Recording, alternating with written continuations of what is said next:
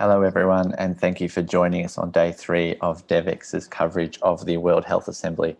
My name is Vince Chadwick. I'm the Brussels correspondent here at Devex, and I'm joined by my colleague, Jenny Lee Ravelo in Manila. Jenny, it's great to be speaking with you again. I hope you're surviving this intense week. You seem to always be online these days, so I hope you have a good rest after this week as well. Our subject today is the future of health systems. We've got a set of great panels coming up with our partners Gilead. We've also got a section on the future of health technology in low and middle income countries to come.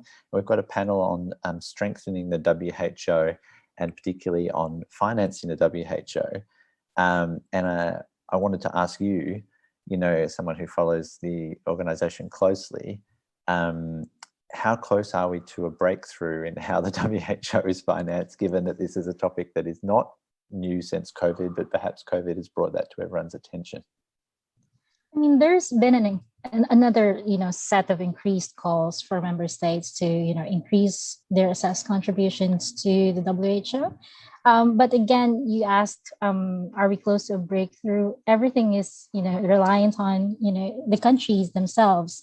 Currently, there's a member state-led working group on sustainable financing, and they were created last January to kind of really look into, how to address the unsustainable financing of WHO. And I'm excited because we one of our panelists later today is Mr. Bjorn Kummel, who is the chair of that working group. So something worth asking him about.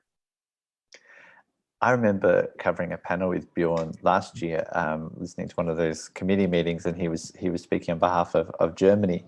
And so indeed, it's going to be interesting to hear from him today. I mean, one of the ideas being thrown around is this idea of a replenishment model, as we would have seen with Gavi and with the Global Fund and things like that. But it seems like not everyone's convinced that that would work in the case of the WHO. Yeah, the working group did publish their report they had 2 meetings since January and submitted a report to the WHO this week. And it says there that they looked into the financial models and replenishment models of Gavi and Global Fund. But then, some member states, according to the report, I don't think that the replenishment model would work for the WHO. They did not say why. It was not clarified in the report, but yeah. Something to perhaps get into with the panel later. But before all of that, we've got a conversation with Richard Hatchett, who's the CEO of CEPI, the Coalition for Epidemic Preparedness Innovations. What are you two hoping to discuss?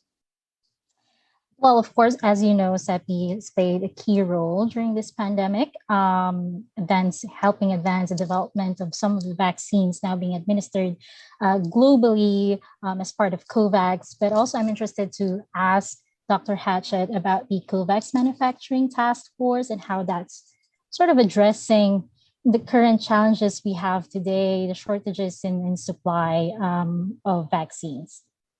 I mean, I've covered the Global Health Summit on Friday, and there a lot of the talk was still about money.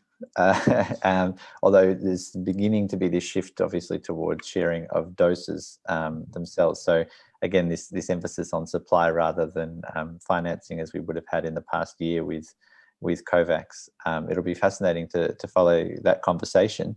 I might let you guys get to it. And before I do that, I'll just remind our listeners that next Tuesday, Jenny will join us for a conversation with the reporters at Devex about what we've learned from this year's World Health Assembly for Devex Pro subscribers.